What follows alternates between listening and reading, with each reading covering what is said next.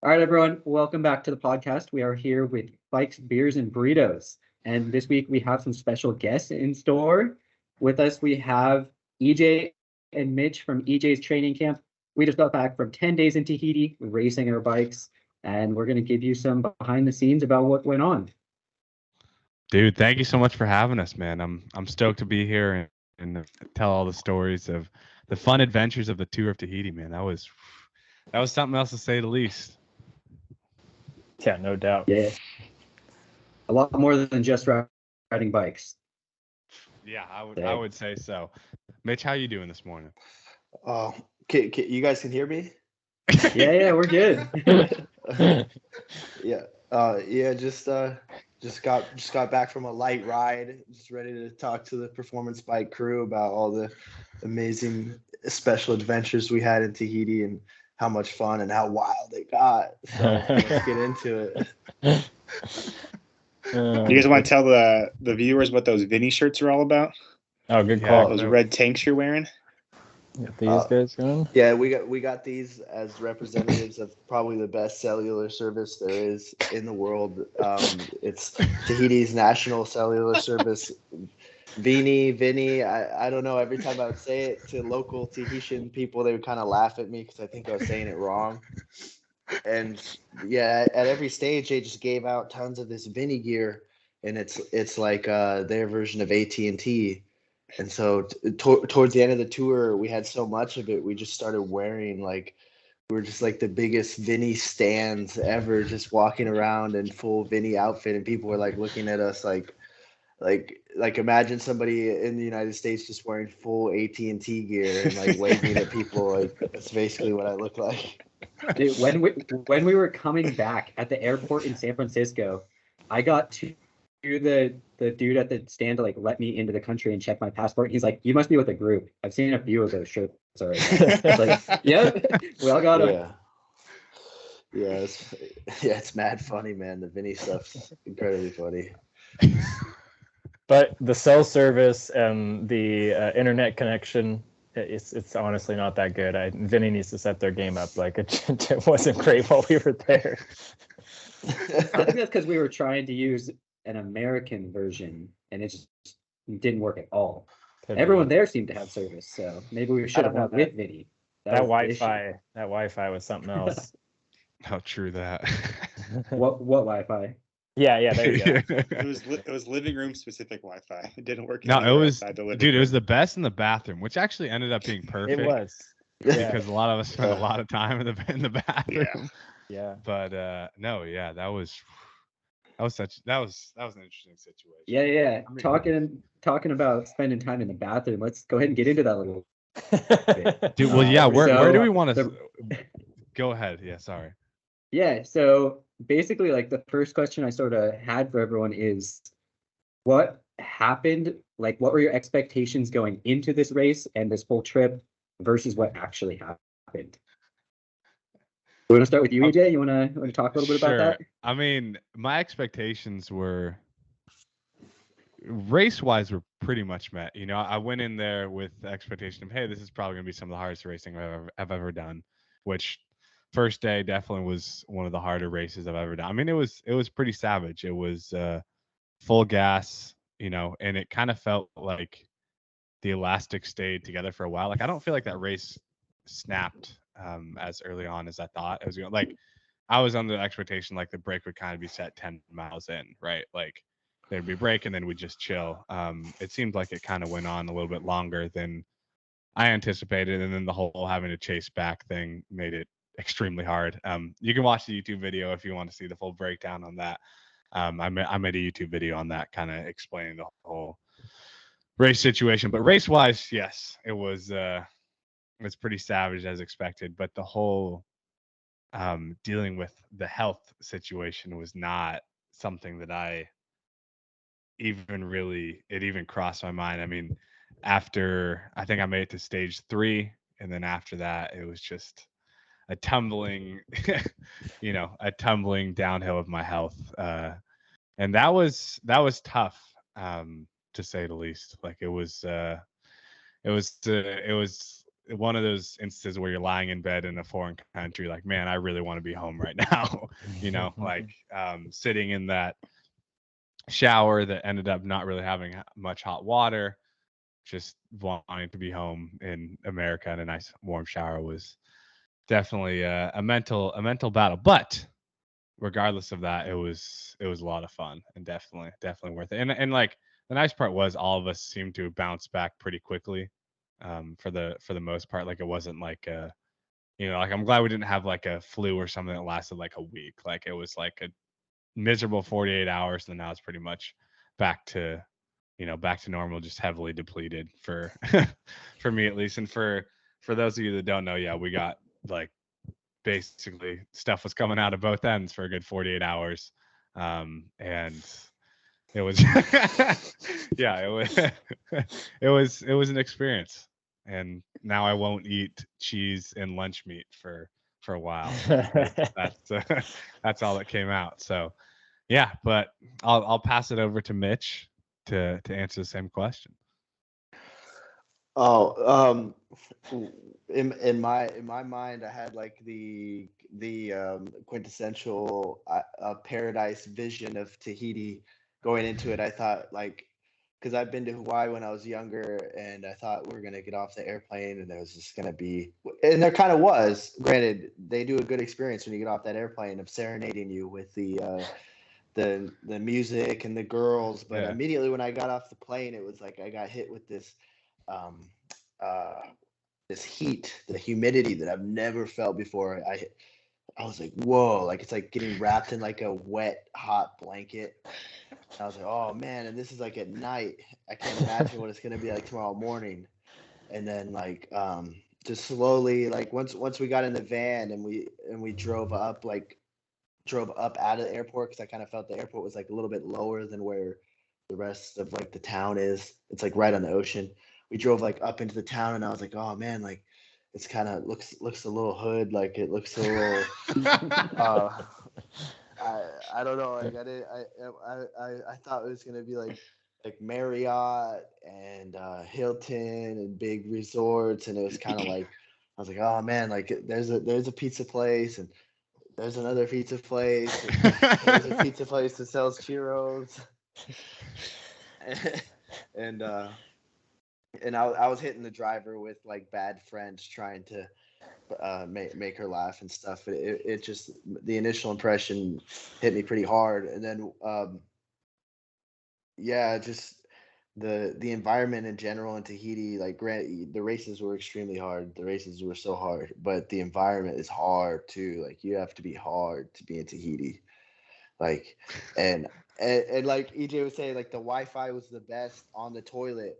And that's no cap, because and I could say that because I would say, and I was talking with EJ about this as well. I think I spent like at least 40 to almost 50% of my time in Tahiti separated by either being on the toilet or off the toilet. Like, I spent a lot of time in Tahiti on a toilet. I spent a lot of time over there on a toilet, which is crazy to think about. Like, hours on that toilet. Yeah. So, Well, I think if you think of our stay at the Airbnb, I'm sure the toilet was occupied probably 75% of the time. Oh yeah. Oh yeah. Yeah. If not more. And given like Mitch's interpretation of the town too, like the fact that the plumbing held up was just an absolute miracle. Like it didn't make sense. It seemed like it shouldn't have. And there were a few scares, but it always came through. The toilet on the downstairs part of the Airbnb was a champ. Like, I've never seen a toilet that could take that kind of abuse. It's definitely an S-Works grade toilet, if I had to say myself. Like, well, it had a power flush. It needed that thing produced some water. Oh yeah, definitely. Yeah. It was just gnarly, because you would be in there and everybody be sick and both toilets be occupied, and like the soundproofing is not that great in that. So you could, like, you're sick and then you're hearing other people in the bathroom, and it's just like, and then you got to race in the morning, and it's just, and you can hear how everybody's feeling. It was gnarly, dude. That was crazy.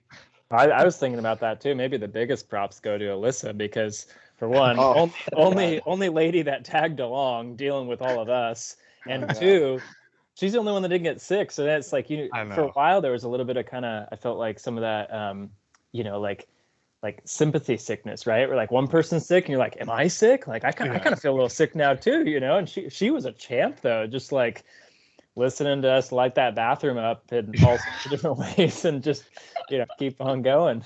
She's used to it living with me, so I've prepped her well, to say the least.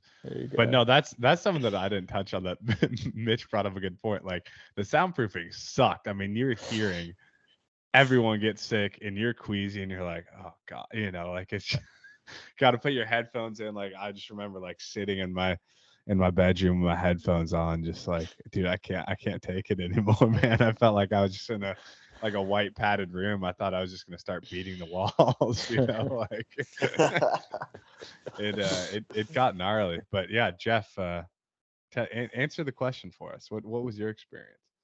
Yeah. So I had been there previously, so I had a little bit of insight into what it was going to go down. As far as the racing went, it kind of went to how I was expecting. I didn't get sick the last year that we went when the rest of the crew did. So I was like, oh, dude, I'm like invincible. I'm not going to get sick at all. And just got put on my ass and felt absolutely terrible. And that was like the hardest day of racing was that third day when I was just super sick, couldn't eat anything. And it like wasn't a physically hard day. It was just like so mentally tough because I was so drained and had to go put in 4 hours on the bike. It's like not something I wanted to do at all. Well, and you're not saying it was like the hardest day we had, like as in just like average power or something. You're saying not physically at all. It was just like mentally hard. Just like having the toughness to like push through. It's like I got to get through today if I want to race again. And it's like that's the only thing that kept me going. But so yeah, once again, I think that the hardest thing is like the stuff off the bike. It's like you can train and be as fit as you want, but I don't know. You gotta start training your stomach and your immune system. Apparently, I know we were good with all the water too. I don't think anyone drank any tap water or anything like that. We had enough water bottles. We could have made a raft to float home by the end of the trip. Yeah, so I mean, I thought we took a lot of good precautions to not get sick, but it was more the immune system. I even wore a mask on the airplane on the way there. Like having gone last year, and unlike Jeffrey, I did get sick. I was like, it is not happening this year. I am not getting sick. I wore a mask on the airplane. I wasn't risking picking up a cold, a flu, a sniffle, nothing. I wasn't getting anything. I was going to be super clean, super clear. You're supposed to be able to drink the water in the tap. I was like, I'm not touching it. I don't care. Like, no risk, right? Like, we were cooking a bunch of our own food. It's like, cool. I like bought this rice. I watched myself put the rice in the pot. I used the bottled water. Like, how can you get sick from that? But sure enough. The funny thing, too, I think maybe that people don't know, as we've talked about getting sick, is like, we all got sick at different times to different degrees and for different durations, too. So it was like the question, I don't know if you guys keep getting asked. I keep getting asked, do you know what caused it? And I don't have like an answer that I can say with confidence. Like I can lay out all these guesses, but I'm not like it was this or this or this or this, like I thought that one hypothesis we had of like the road spray was a pretty solid one for a while. Like, oh man, there's all these chickens, there's cows, there's dogs everywhere. And you're just like eating that road spray off the wheel in front of you. You're eating all sorts of weird stuff, except then Jack gets sick and Jack was driving a car. So unless you were like puppy dogging it out the window, just like taking on road spray or something, like that wasn't it. I think there's like a whole bacteria level of all of Tahiti that you just have to get accustomed to. And it like we weren't like down to the food, down to just touching and breathing the air, like our like California bodies just weren't ready for that. Like we just weren't strong enough, like immune system wise. Like it just weren't ready for that real stuff, It's like, what's the trick? You got to go there for like 6 weeks before your race and just like build up that immune system. That's the only way. Well, and that's the thing of like we didn't get sick at the same time. Like Mitch lasted longest, so I'm sure his immune system's the strongest. Like obviously, that's just how it worked. Yeah. Mitch is the Mine's champ. definitely the weakest. I got bent over by that thing. That was different, man. I haven't experienced something like that. I mean, I came home and I weighed myself. I was like 162 pounds, which for people that don't know, like I went to Tahiti at like 180. Like I was, oh my God, yeah, it was, it was bad, but it's perfect because now we're coming to the off season, you know, just got to like eat well. Like it was a great little reset, you know? Just did a cleanse that you weren't planning on doing. Yeah, exactly. It kind of felt like a juice cleanse, man. It cleaned me all out, you know? So you just kind of look at the silver lining. You were saying you had this 48-hour deal, and you know, you and I did get sick about the same time. And I ended up like finishing that stage that like, you know, you couldn't finish. You freaking passed out while riding the bike. And it's like I wasn't that far gone, you know, but so I finished this thing. I think for mine it was more than 40 hours, but in hindsight it was like you went home and went to bed. And I like kept racing. And so it's like I think I just like kept screwing myself over. The body's like, no, we can't fix your sickness right now. We're like trying to deal with the insane, you know, super hot wet towel humidity. We're dealing with the ridiculous air that your body's not used to. We're dealing with you just tried to pedal your bike for 4 hours. Like this sucks. I think it took me more like 3.5 days to really come around, you know. Yeah, dude, that was savage. All right, Jack, how was your Tahiti experience? It was, I think the racing caught me off guard a little bit of like how serious it was and then how unserious some of like the rules were and stuff. Like they were very much on top of a few things. Like everyone had a team moto, everyone had a team car. We were getting yelled at every start because we were only an hour early, not riding early enough. But then some things were just so lax and like so laid back that it kind of caught me off guard. Like the centerline rule was like not enforced whatsoever, basically, and they're only slowing traffic one way, so it's relatively sketchy. And then other than that, the sickness obviously caught everyone off guard. But I would think how everyone like handled it and like stayed on course, it was pretty impressive. Like no one got super down or like super bummed. Like people got through it and then kept pushing on to the next day. So it's a good crew to be with in that kind of situation. Yeah, honestly, respect for you guys that kept racing. That was different. I mean, that was crazy. It was dumb. You know? It was really dumb. Yeah, and hindsight, I don't know. I do it again. It was not fun.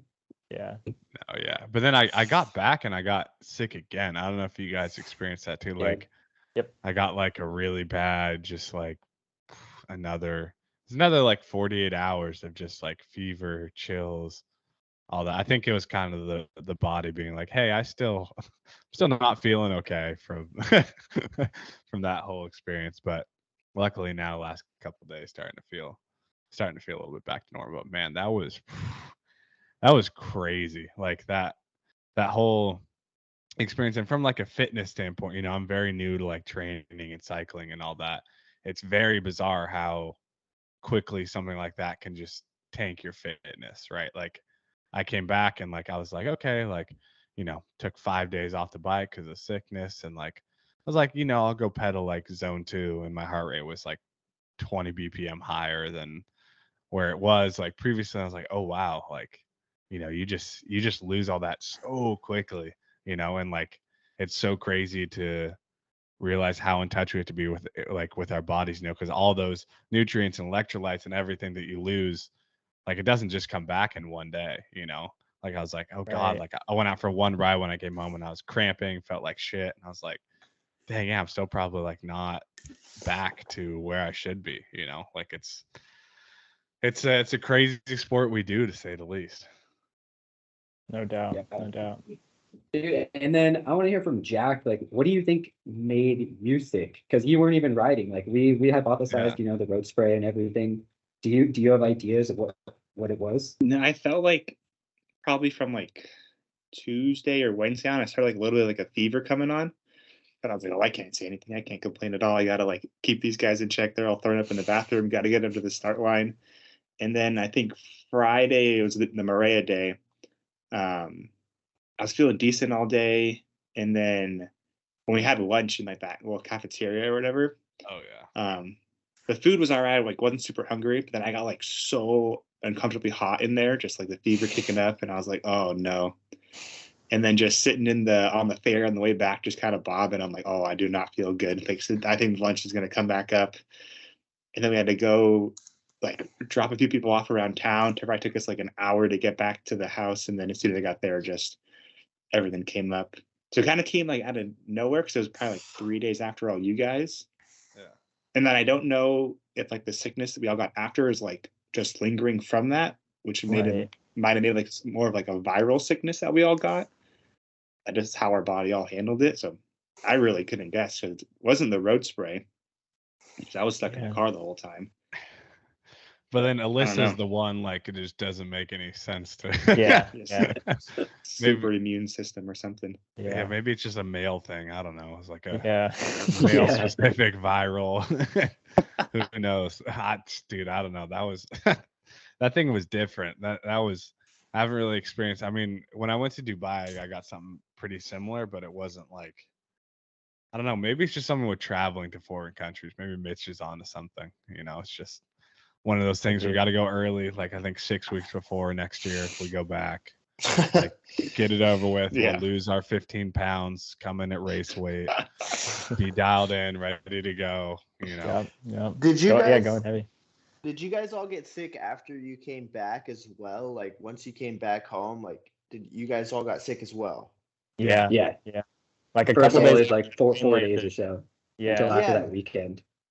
Yeah, me too. I got sick like right after EJ and I were talking. Like I got a fever again, and I had this. I don't know if you guys had this. I don't know if it's maybe a pre-existing condition of mine, maybe, but I was waking up like in the middle of the night and just like coughing, but like I wouldn't cough during the day. I would only cough at like night when I would sleep, and then I would get up at night and I'd be like coughing. And I don't know. It might be a pre-existing condition. I don't. Maybe I'm sharing too much, but no, I was doing about the same thing. You'd like not much during the day, and then it'd like disrupt all my sleep too. That's weird. Yeah, strange, man. It's crazy. But hey, are we allowed to curse on this podcast, or we got to keep it like clean? Like, are you trying to keep it clean? I just want to. Don't go overboard. I just want to say, Jack is a funny guy. Dude, Jack is so funny.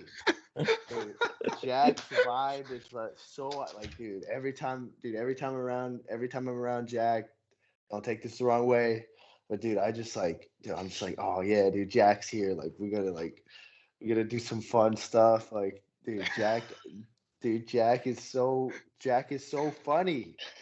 And I appreciate it. I was doing my job well then out there. Jack is one of the strongest, even though he didn't race. Whoever's listening to this, even though Jack didn't race, Jack is strong. He can run a sub 15 5K. You know how hard that is? You know how hard that is? That's next, dude. Jack is next level strong, man. And once he gets on the bike, I'm gonna be terrified. That's what I'm saying. Once he gets on the bike, I'm gonna be scared as hell. Dude, and not only is he a terror when he's running, but this fool learned how to drive like a race director. Yes. He was pedal to the metal. You want to talk about that, Jack? Yeah, that was a lot of fun by the end of it once you kind of figured out the main road in Tahiti. Right, so I think we drove one section of road probably 15 times by the end of the trip, so knew that section very well, knew all the roundabouts. As a U.S. driver, finally learned how to use a roundabout properly, and I am a huge fan now. Well, they're the two-lane roundabouts, right? Oh, game changer, absolutely. Yep. But everyone else knows how to drive in them too. It's an amazing thing. But I'll touch on the van we rented too. Is like a Hyundai, but 9-passenger van or something like that. But have like roof racks on the back, plenty of room in the trunk to fit all our throw a bike in there every day and extra wheels. We got picked up from the airport, so there was 7 people in the van, 5 bike boxes, and all our luggage all fit in there. That was pretty amazing. And then the turn radius. Oh my gosh! You could turn around on a 2-lane road, had plenty of power. That thing was awesome. We were whipping around by the end of the trip. Yeah, that was quite a highlight. I think And Tahiti's doing cars right. Yeah. Guys, Team Tahiti. Let's not forget about one of our greatest comrades who's not here with us right now. Yes. Baina, such a dude. Respect. Such a like. It was like we won the lottery with that teammate. Like if you would have just chose like the coolest, chillest guy to just randomly be assigned to your team. Like I to be honest, like I was kind of nervous about him. I didn't know if like he would speak any English or like how cool he was gonna be. But dude, Baina was so cool. Such a vibe, dude. Such a New Zealand like suave vibe, man. If you guys you guys are more eloquent than me. If you guys could go into Baina some more, that'd be awesome. Because rest in peace. Even though he's not dead, He's still with us.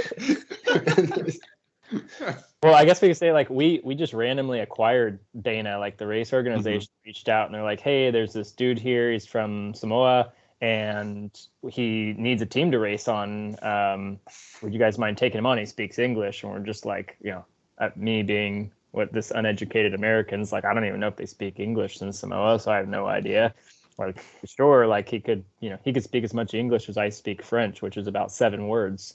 And yeah, we pick him up that first morning, and I don't think we were also like so in the zone, like ready to go race. We're kind of like, yeah, you're just here, whatever, wear our kit. And it wasn't until like I think day 2 of hanging out with him, they're like, oh, this guy's really cool. Yeah. After we made him suffer on the Team TT, yeah, that dude had to like constantly drop back and then work his way back up. I think that dude probably rode harder than all of us. Dude, probably. I felt so bad for him. He said he did his 20-minute best power in that Team TT because he just you're right. He just had to dangle. Like I was curious to see what he did normalized because he just would have to drop off our wheel to give us space to slot in and then sprint back on. Because the minute you get off that train, that sucks. Oh yeah. For some context too, we had 5 riders for the team time trial. We're only supposed to have 4. Mm-hmm. So the organizer said Baina couldn't pull through in the line at all. So he had to sit in the back every time. But then he was telling me he also knew that he did not have to finish that time trial for it to count as a team.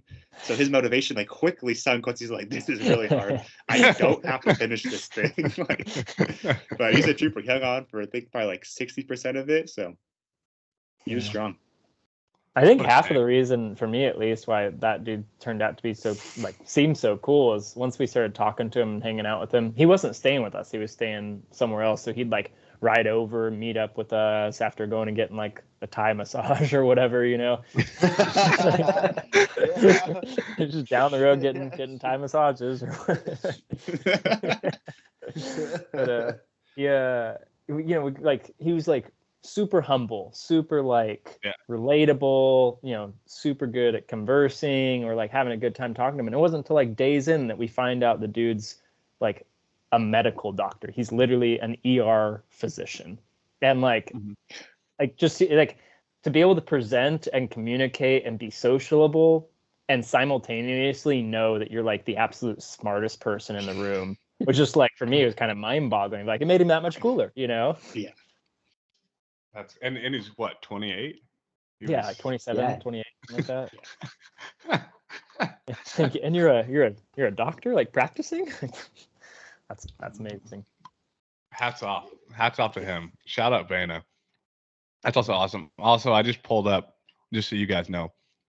Yeah, 20 minutes at 382, normalized 405 for that team time trial for Baina, dude. That's what he did? Yeah. Dang, that's crazy. That's a high FTP.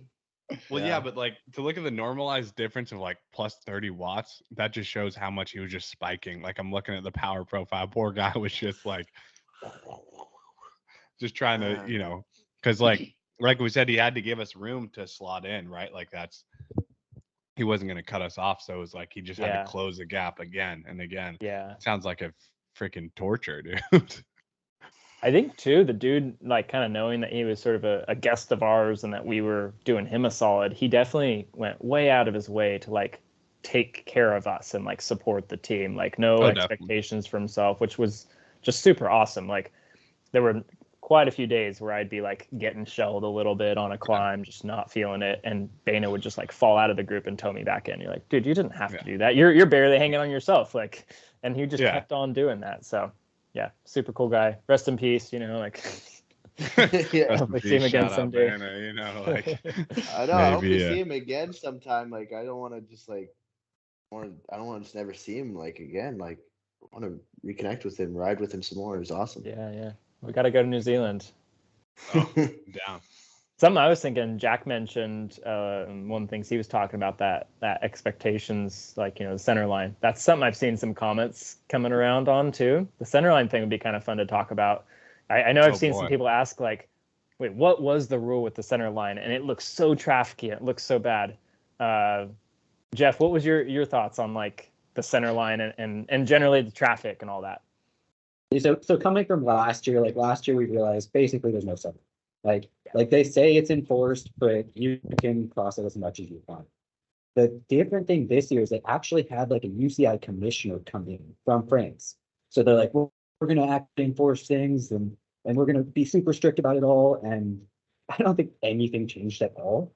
Like, I definitely attacked across the center line. I know many other people attacked across the center line. Like, it was not enforced whatsoever. Yeah, absolutely. I think the scary part was that people would cut it really close to cars. I wasn't willing to do that, but definitely in some of the videos, like some of the other teams were like, okay, it's a good time to attack. I don't give a shit if there's a car coming the other lane. I don't have any space, so I'm just going to go out and swing right next to them. And you're like, okay. Like, I mean, that's not for me. I don't have that kind of, my balls don't hang that low, but I mean, it's just like, that was some of the videos that people were commenting that I posted. I was like, yeah, I don't really know what to tell you. It's just, there's an enforced center line, but not really, but I will say in NorCal, at least, it's a lot more strict. Like a lot of local racing in the US, like they're pretty, if the road's not shut all the way down, they're like, they'll be on your butt about the center. Like if you cross it, they'll either DQ you or swing you back over. Like it's pretty cutthroat. But no, over there it was pretty free flowing, to say the least. I remember. You go, Jeff. You go. And then comparing this to like NorCal racing, the fact that like, in NorCal racing, they do a pretty good job as far as like, rolling road closures and stuff. And they had like a police escort for us, but it didn't always seem like they were really doing anything with the oncoming traffic. Right. Whereas NorCal, I feel like they do a decent job. But then also what was interesting is some of the stages when you get back towards town, you'd have like traffic furniture, you'd have full on traffic going in these roundabouts. It got pretty chaotic at times. Yeah. Yeah, I remember on stage one, the first day it was raining like really bad, and we were heading out towards the roundabout, or like towards the turnaround part, and I think Jeff was already up the road, and the peloton kind of slowed down a little bit, and everybody kind of got bunched together, and there was a center line there, and there was these huge trucks coming in the opposite direction, these big like ground moving trucks, and like a couple of the French teams were all at the front, and they just like started taking up over the center line. There must have been like 10 people over the center line. I'm watching these big trucks come, and like they were so brave, or like ignorant in a sense. Like they didn't, like, I was expecting I was gonna, oh crap, like now they're gonna swerve over and we're gonna have a huge crash. But what they just like kept riding like playing chicken towards these big trucks, and then the big trucks pulled over.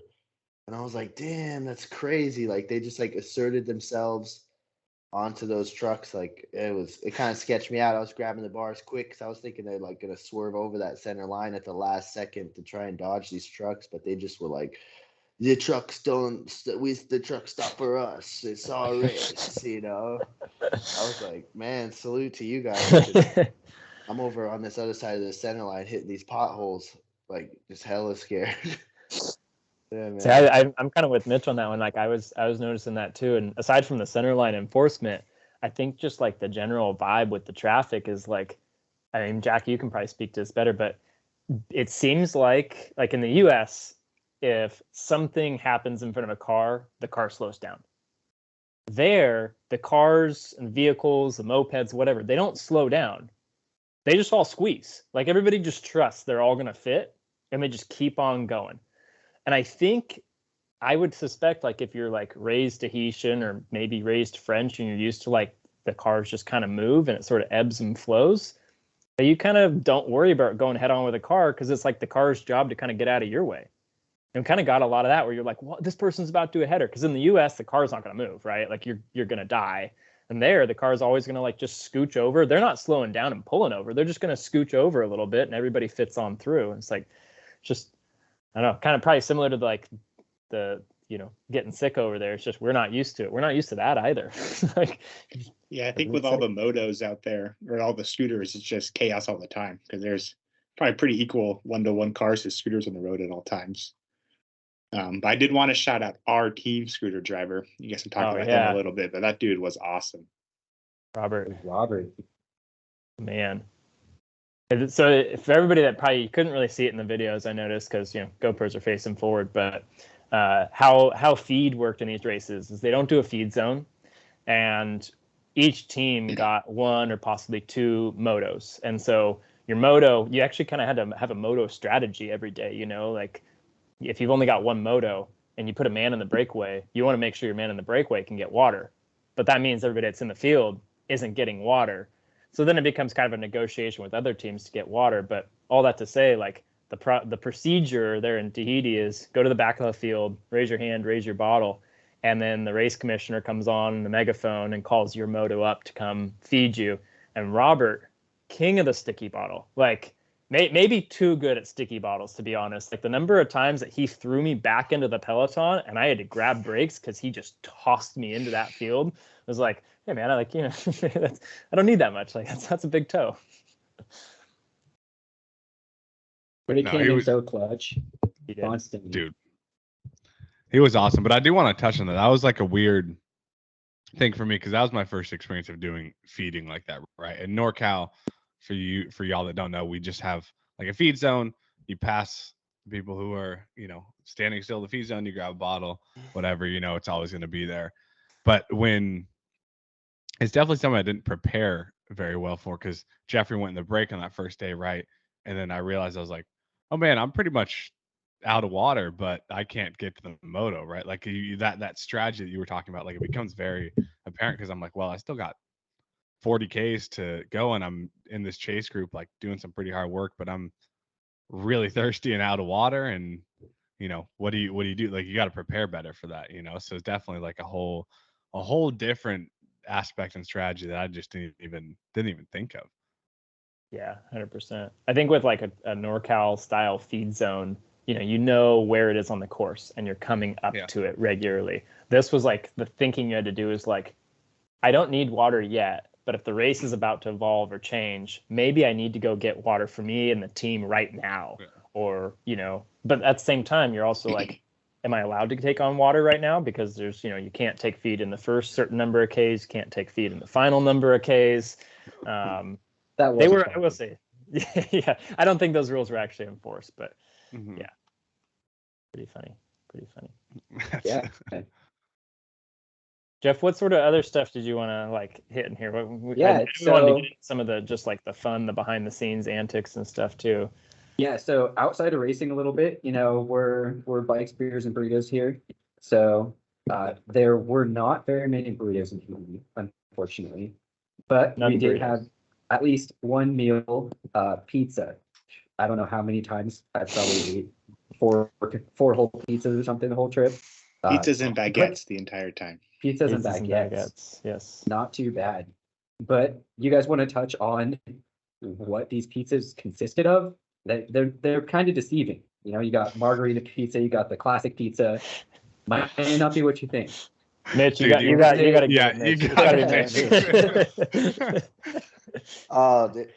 like it was cool. Like usually we're very accustomed to like a margarita pizza, and that comes with like cheese with like I think it has like a spinach or like a green on it, and it's kind of that's how it is all over the world that I've been to. But in Tahiti, the margarita pizza is a cheese pizza with just like like 3 olives spread out like amongst the whole pizza, like just a strange amount of like black olives in that's crazy. And then it was like I think getting towards like the last day of racing, I had already pulled out. I couldn't race anymore. And EJ and I were like walking around like looking for food. So we go to like the classic spot, which we went to like 5 times, called, I think it was called like three bro. What was it called? Like three. Three Three B's. Bs. Yeah, Bs. three Three Bs. We went Bs. to this place, three Yeah. Bs. We sit down and we're like, and I'm just like, oh man, EJ, like I can't eat anything, but like I don't want to eat meat. I just want like a cheese pizza. It's just cheese. And so we're looking on the menu and we can't understand anything. And on the menu there's this pizza called like classic, or just like classic pizza. I'm like, oh, classic pizza, that's got to be just like cheese, like the original kind that they made back in the day. It's called classic. So like, what wouldn't it be? So we order a classic and some chicken wings, I think, or these like chicken wings for Alyssa, I think it was. And so here comes the classic, and we got like a kind of a bigger classic because we're gonna share it. And like I don't know if you guys know anything about me, I can't eat white cream. I can't eat anything that I can't eat white yogurt. I can't eat sour cream. I can't eat mayonnaise. I can't eat ranch dressing. Like I won't eat it. I won't touch it. It's not made No for white human sauce. consumption. Yeah, I don't know how other people eat it. It makes me sick when I watch other people eat it. So they bring us this pizza. They bring us this ranch dressing pizza. Basically, the bottom is ranch. There's like some funky cheese on top, and there's just tons of grilled onions. It's like covered in grilled onions, weird cheese, and ranch dressing, and like it's like lukewarm. Yeah, and it's like it's soggy. And they cut it up, but I'm so freaking hungry because my appetite's just coming back. So like I'm eating around the sour cream or the whatever filling it was down there, because it wasn't cheese. And it was funky, dude. And EJ's laughing. Even EJ was like, "Bro, this is a little," because EJ he's a connoisseur of the white cream. Like he can put white cream down like anyone. But like even he was like, we got about halfway through, and it got thicker towards the center. Towards the center of that pizza, it was just like globs of it. And even EJ was like, "Bro, I can't eat this no more." And I'm like, I felt bad because the pizza's expensive. Like, and that's another thing. Tahiti is not a cheap place. Like, it's not. Even though like the standards are quite low, it's not. The prices aren't there to match the standard. Like the prices are high. So this pizza was like expensive, and I'm like, man, like I feel bad. Like I want to eat it. I want to finish it. Like paid money for this pizza, but like at the same time, it's white cream and grilled onions, like with like goat cheese, like savage pizza, like. And then it started raining, and we're walking around trying to eat the pizza, and rain is like hitting the pizza, and then like the whole box is getting soggy, and like we ended up just having to toss that pizza. So that was a classic. Rest in peace. 3B's pizza. It was this classic was heavy, man. I guess on that makes me think of speaking of kind of things being expensive, everything's imported there. And you made an observation, Mitch, when you were one of your daily trips to the convenience store gas station, of like the Tahitian cola, Yeah. So it's like, I remember you came back and you were like trying to explain to us like how confusing this scenario was, right? Like there's this woman walking out of a convenience store, and they import Coca-Cola. They got Coca-Cola. I saw this girl. She had a liter of Coca-Cola and she had a liter of Tahitian cola, and it was like so strange to me. I was like, why would you buy two different types of cola, like at the same time? Like, why wouldn't you just buy one?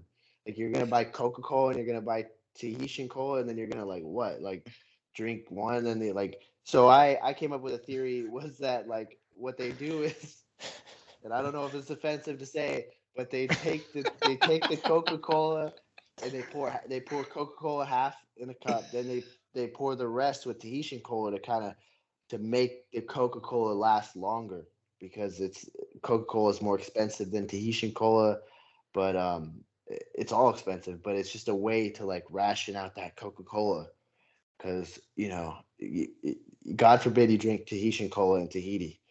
If you're local, you'd want to drink Coca-Cola, which is kind of strange as well, like kind of unpatriotic, I kind of thought. So we did a test. Test. We bought Coca-Cola, we bought Tahitian cola, and you are a connoisseur of the Coca-Cola. Yeah, when I was a kid, my parents used to just buy like the 12-pack and put it in the fridge, and they like by the end of the day they'd be so mad because I drank like 9 of them. Like if you put Coke, like when I was a kid, I just drank soda like nonstop. Like it's remarkable that I even been able to do this biking thing. Like I used to just drink tons of soda when I was a kid. So like we did a test where if I could taste the difference between Coke and the Tahitian cola, and there's a clear difference. Like obviously, like no offense Tahiti, like I love you, but Coca-Cola just supersedes the Tahitian cola by far. So that's probably why they're cutting it with Tahitian cola over there, and I don't blame them. EJ's got that video. We did do that full-on blind taste test, and I mean, it was legit. Like we got 2 identical glasses. We poured the Tahitian cola in one, the Coke in the other, off in the other room. Mitch couldn't see, and I was just impressed. Like we walk in the room, we hand him to Mitch, and like looking at him, you knew. Well, you could see the difference. I mean, any self-respecting child who grew up drinking 10 Cokes a day could see the difference, like immediately. Like, it wasn't even difficult. I could just see it based on the caramel color. I guess that too. Yeah, what is that? So on the topic of food, I was really looking forward to getting some sushi when we got to Tahiti. Because they're on the sea, they're an island. They've got to have some good sushi. And we had a really tough time finding sushi that was open. EJ had a suggestion from a fan that actually gave us a good lead, supposedly. You want to talk about that, EJ? Yeah. So someone DM'd me on the plane. They're like, you got to go to this sushi spot. And on the plane, man, I was like so hyped. I was like, sushi on an island. Like I was like, Jeff, I was like, dude, this sounds amazing. And where? It was at Hilton? Marriott Hilton, right? Hilton, yeah. So it was at the Hilton. They had this pretty bougie sushi restaurant. That was like, I think that was the only Hilton that's on Tahiti, right? I think. And so, God, what night was that? I think we were. It was Monday. We were all done with Monday racing evening at that point, right? Yeah. So like up into that point, like sushi didn't sound good to me because we were all, going through. But finally, sushi sounds really good. We're all starting to feel better. So we're all packing the van and we go up to this Hilton, and it's like, dude, it was like super bougie. We're like, this feels like a whole different planet, Loki. It was kind of crazy. And we get up there, we're all just like jonesing for sushi. That's why I'm like, man, so this is awesome. We all finally feel better. Like, dude, I'm so hungry. It's like getting late at night. We're like, okay, let's go up. We were trying to like do reservations online, but they like wouldn't take it. And then lo and behold, we get there and they're like, oh yeah, this the restaurant's under construction till like December. And we're like, oh, okay, great, yeah, sick. And by this point, we're all like super sick of going to the 3Bs. There's not really anywhere else to eat. Like pizza sounds terrible, to be fully transparent at that point. But we end up at some like Chinese restaurant that was kind of close by. It ended up actually being pretty good, to be honest. But the food situation as a whole there is it's interesting, I would say. Not quite what I expected. I didn't really know what I was expecting, but definitely not ranch with funky cheese as a classic pizza. I would say. But yeah, Ryan, how was your food situation? Yeah, I think I had a little heads up just having gone last year, but at the same time we stayed at the dorms last year and ate the food out of the cafeteria, which was I mean, I guess that prepped me for that. It's all different because in that cafeteria we were eating spaghetti noodles with ketchup like every night. So I kind of knew like things were going to be different. But yeah, I mean, I guess like it's a French territory, right? So it's going to be like France. And we kept running into this like, I'm hungry right now. And everything's closed because it's like 2:00, and that was a little tough to navigate.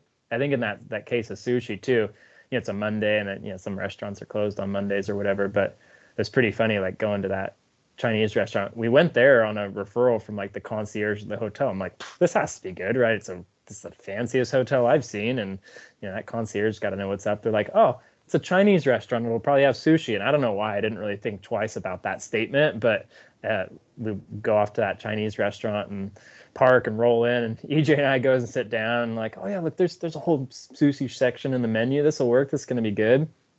And then, I mean, lo and behold, like waiter comes to take orders and everybody starts ordering sushi, and they're like, nope, no sushi tonight. We don't do sushi on Mondays. It's like the whole restaurant just half the menu is sushi, but they do not do sushi or any raw fish of any type on Mondays. So poor Jeff, poor EJ, we're all, like you said, we're all jonesing for sushi, just trying to chase sushi, and we just can't get our hands on any sushi. Never got it. Rest in peace. But, Ryan, we were in a French territory, and we actually went to this place called Big Mama's, which had just about everything. They had chicken sandwiches, they had burritos, they had French tacos, which is not what you expect it to be. This was like, I would put it as like a crunch wrap mixed with a hamburger, mixed with gravy. It was a strange concoction. It kind of felt like someone had taken like some like nicer hamburger helper and decided, you know what, this would be really, really good on a tortilla. And then we're going to roll it up on the tortilla and grill it flat. And honestly, I think my appetite was coming back at that point. I was just grateful to not be eating pizza. So I chowed down on that French taco. I have no clue, like, if that's actually a thing, like a French taco, because it's nothing like a taco. And like, what is a French taco? Someone's like, is that like French fries or French toast? Or they're not actually French? Like, quite possibly. I have no clue. But it was pretty bomb. And that Big Mama's, I mean, it seemed like kind of the like walk up window sort of late night after the bars close kind of spot. Order some to go food, and yeah, definitely those French tacos were something else. Yeah, but right across the street, or go ahead. No, I was going to transition right to that. Yeah, right across the street from, I think, EJ, to your question, like expectations on the food. Like for me, and I think we all noticed this, like it seemed like we kind of figured out the places to go, like the last 2 days. These are the spots. So right across the street from Big Mama, went over there one day, like, oh, I think it's a little cafe. We can get a coffee. Was not a cafe. Turned out though, I'm sitting there trying to order. I've got this big sign out front, 3 for 1, or 3 for 3 plus 1. 3 plus 1, yeah. And I'm a sucker for a good deal, right? So I'm like, I'm just gonna get the 3 plus 1, whatever that is. It's gonna be fine.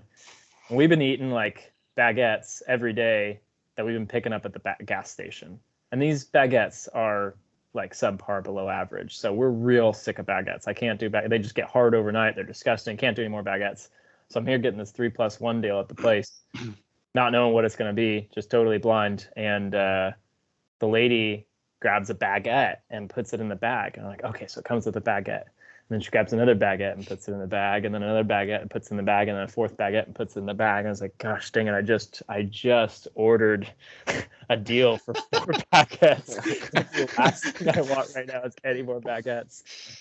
But it all worked out because those baguettes from that bakery were like legit, fresh, real bread baguettes. Like they were, and I mean, every morning after that, we were running to that bakery to go get some good baguettes. That was pretty funny. Yeah, those baguettes were good. Those ones were really good. They had such good flavor. And good texture. Oh yeah, they were nice. I think in those last 2 days, we probably had 20 baguettes. Probably. And the other ones just became baseball bats and swords. That they did. Nice. Yeah, everybody keeps asking me, like, that I talked to about this trip, they're like, oh, like you must have had like so much fruit while you were over there, and like you were probably eating like so much healthy like fruits and I don't know like what else they met. And I was like, nah, like people in Tahiti like up in Tahiti we drink Coke, we eat pizza, we eat We go to McDonald's. we go to McDonald's. McDonald's. McDonald's is like the most popular restaurant I saw over there. If you want to eat locally, go to McDonald's because it's packed with local people. Like all the locals are hanging out at McDonald's, and I love McDonald's, so I'm hanging out down there. I'm going to McDonald's like every day. Hey, what were some of the like local McDonald's items you had down there? McDonald's. While we were there, luckily we were there during the Mac celebration. Or the celebration of the Big Mac, which was, I think that's kind of unique. Like they were celebrating the storied history of the Big Mac. So they had like a junior Mac, they had like a regular Big Mac, and then like I ordered like 5 of these. They had every time I went, they had like I think they called it like the Grand Mac or the Super Mega Mac. The Mega Mac. Yeah, the Mega Mac. It had 4 patties on it. Like it was wild. The amount of meat they put on that Big Mac. And I got that like every time, and it's like $12 for one of those, like insanely expensive. And you go up to the menu and like they're kind of confused that you can't speak French, but the McDonald's workers in Tahiti, shout out to them. They're the hardest McDonald's workers I've ever seen. Like here in the United States, like you see some people that are working at service industries, like, I'm not getting paid that much. Like I'll walk a little slow. Like I won't put like much effort into it. The McDonald's workers in Tahiti, they're going above and beyond service. Like I watched a girl, she was running to get French fries. Like she was running. Like I was like girl, you're not getting paid like top dollar. Maybe they pay more in Tahiti, but I was like, you're going above and beyond service. Like great employees, great McDonald's experience. You know, those McDonald's employees probably get paid more than that receipt holder. Yeah. There was a guy that we went to the gas station, and his whole like they have a funny way of doing gas over there, where kind of like on the East Coast where somebody has to pump your gas. And like Jeff and we got caught up in this long line in the Shell. The line's just forever. We're spending like 20 minutes. The whole team's waiting in the van for us. And I'm watching. There's one teller, but there's 2 registers open. But the guy at the other register, his job is just to take a receipt from the guy outside. The guy runs up, hands this guy a receipt, and he like folds it like as slow as possible, puts it down, tries not to look at the line, waits for like another receipt. And I'm like looking at him like, yo, you could ring us up. Like we could get this line going, because I could see the other patrons are starting to get mad inside the Shell.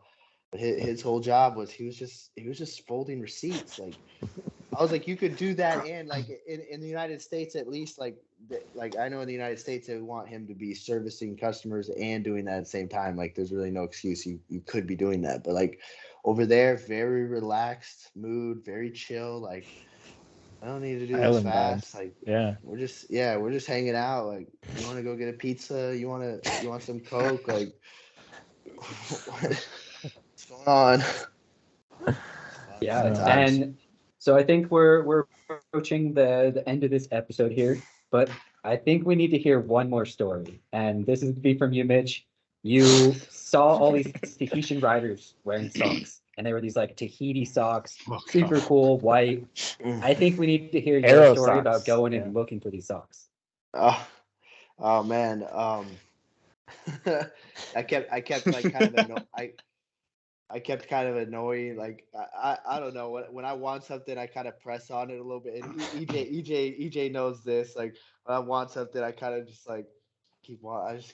I just slowly eats at me, and I keep like bugging about it. So like I wanted these socks, so I just keep asking like all the riders where they're getting these socks from, and then they're like, talk to the race promoter, and I talked to the race promoter guy, and he was telling me like, oh, it's just right up the road, up this street. So I started like recovering after I got pulled out of the races. I started to feel a little better. And I remember hearing like, you got to walk around to like get rid of like stomach issues. It's best to like keep walking and keep moving. So like I just walked in the direction of where this store was. And I eventually, like, it kind of goes up into a pretty dangerous neighborhood. I even showed EJ one time later. We rode up there. It's pretty dangerous. And but so I get into like where they're selling supposedly this little cycling shop is, and it's like all these woodworking warehouses. And I go in and I talk to the guys, and they're like laughing at me because I can't speak French, and they're like, I'm talking about like I'm talking about the Tour of Tahiti. I'm here for the Tour of Tahiti to buy the clothing, and they're looking at me like, because they bring out one dude who can speak English, and he's like, "What are you talking about the Tour of Tahiti? I never heard of the Tour of Tahiti."